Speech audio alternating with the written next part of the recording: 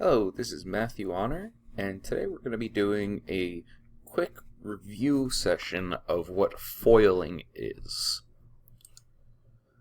Okay, so everybody should know what PEMDAS is. We've been using it since elementary school. What it stands for is parentheses, exponents, multiplication and division, addition and subtraction. Now the reason I bring this up is because it still applies even if we have an equation that looks like this. So, what it may look like is, well, we don't have anything going on inside the parentheses because we can't add x plus 2. We don't have any exponents. And the only multiplication is right here. We're multiplying the two sums together. So, the way we do this is through FOIL.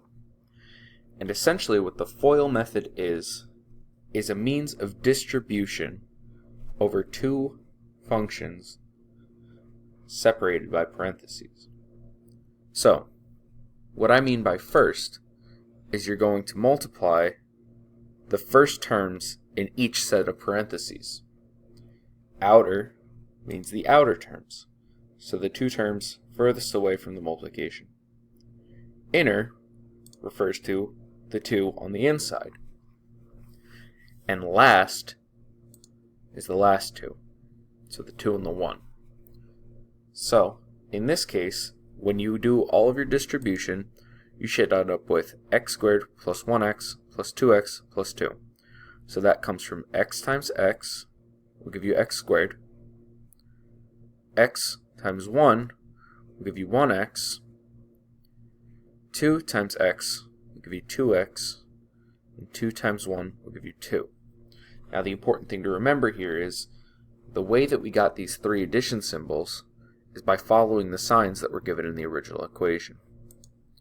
So, after we do a little bit of cleanup, you'll see that x squared plus 1x plus 2x plus 2 can be simplified to x squared plus 3x plus 2.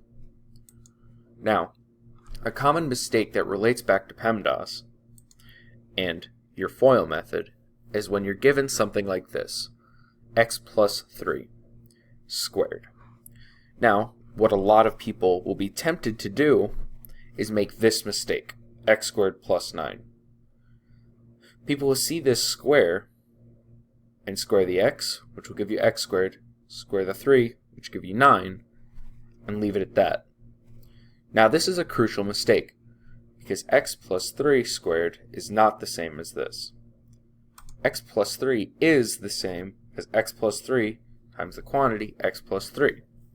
So, if we remember from the last side, if we bring in FOIL, we can see that x times x will give us x squared, x times 3 will give us 3x, 3 times x will give us 3x, 3 times 3 will give us 9.